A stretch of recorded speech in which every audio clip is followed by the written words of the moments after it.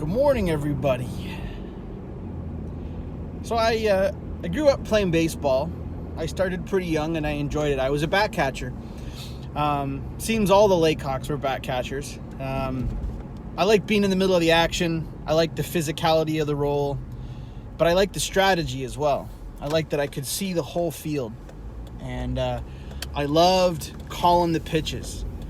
I loved making note of what each hitter could and couldn't do. And as we progressed, more strategy was able to be introduced into the game, and that was a whole lot of fun for me. And I was thinking back on this, and when we first started, and the first time that the pitchers were throwing the ball as opposed to like a coach pitch or something, it was a bit of a free-for-all, right? Kids are swinging at everything. Half the time they'd walk, maybe. Half the, not half. They'd strike out, they'd walk, or they'd get a hit. But they were swinging hard. They'd swing at everything. And for the most part, the ball was coming in pretty soft and pretty easy. And, that's fine. Everyone was, on average, a pretty decent or modestly crappy baseball player. But we were having fun. And as we got a little older, the good pitchers started to show up. And they started to put some movement on the ball. They started to throw some breaking balls. And what's really interesting is there were some players who just couldn't hit the breaking ball, couldn't hit the curveball. So what they'd do is they'd stick the bat on their shoulder and they'd be frozen. They'd stop swinging. They'd hope for a walk. They'd sit back and wait for that odd fastball that would come in. Take the odd cut, hope to hell they hit it.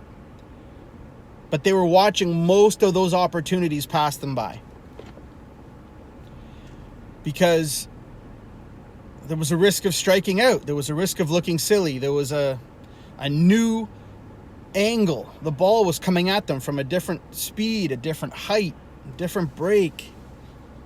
Threw off their balance.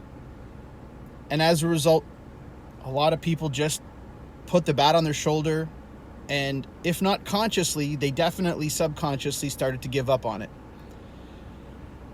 And, I was talking to someone about all this work stuff and all the stuff that I'm working on and the different ideas that I have, and they said to me, man, that sucks, and I'm sorry that that's kind of what's going on.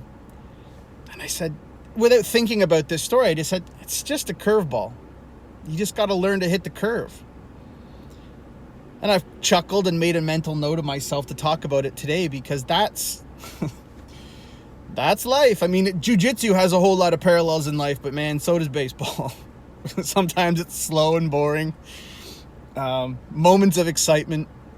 But talk about the measure of our success based on how we take a swing at the opportunities that come our way. And, when we're younger, we jump at every opportunity. We don't worry so much about missing because we recognize how awesome it feels when you finally make contact. And as we get older and as life starts throwing us more curveballs, we get in our own head, we start thinking too much, and we leave the bat on our shoulder a lot. To be blunt, I've left the bat on my shoulder a lot.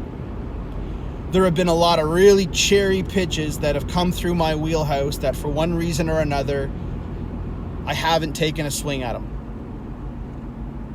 Forget the fact that there's a very direct parallel to I was an absolutely shitty hitter. Pretty good defensively. I batted ninth my entire career. The best thing I could do was get hit by a pitch, get on base. Hope the hell I didn't have to steal a base, but I digress. I didn't even mean it, like I said when I was talking to a friend of mine, where I just said, you just got to learn how to hit the curve, but that's kind of it. And nobody makes the major leagues. Nobody rises to the top of their team. Nobody sure as hell makes it into the Hall of Fame by leaving the bat on their shoulder. And it's really interesting that when you're a major league hitter, if you hit 30% of the balls that come your way, you're considered a pretty excellent hitter. A 300 hitter, that's pretty awesome. But in life, for some reason, we feel like we need to be batting 1,000. We need to say, if I miss one, it's the end of the world. How dare I miss one? People are going to laugh at me. Major League Baseball players who are paid millions and millions of dollars miss 70% of the time. The good ones only miss 70% of the time. And nobody laughs at them. They're lauded for their attempts. They're lauded for the cuts they take. They're being rewarded for learning in their youth and sometimes maybe later in their career on how to hit the curve, how to hit the off-speed pitch, how to recognize when a good one coming and swing a little extra hard. But also they know when to play small ball, when to hit the ball into the field, not swinging for the fences. They know when to take the pitch. It's very deliberate. So if you're not where you want to be, it's worth asking yourself, are you trying to bat 1,000? Are you terrified of swinging and missing? I know I have been, and in many ways I still am. I'm working on this. But do not let life pass you by with your bat on your shoulder. And if you are struggling, learn how to hit the curve. And I think that you will find that many more opportunities will present themselves to you where you have a real meaningful chance of, at the very least, making some solid contact. Learn how to hit the curve, folks. Keep your eye on the ball today. Have a good one, and I will see you tomorrow.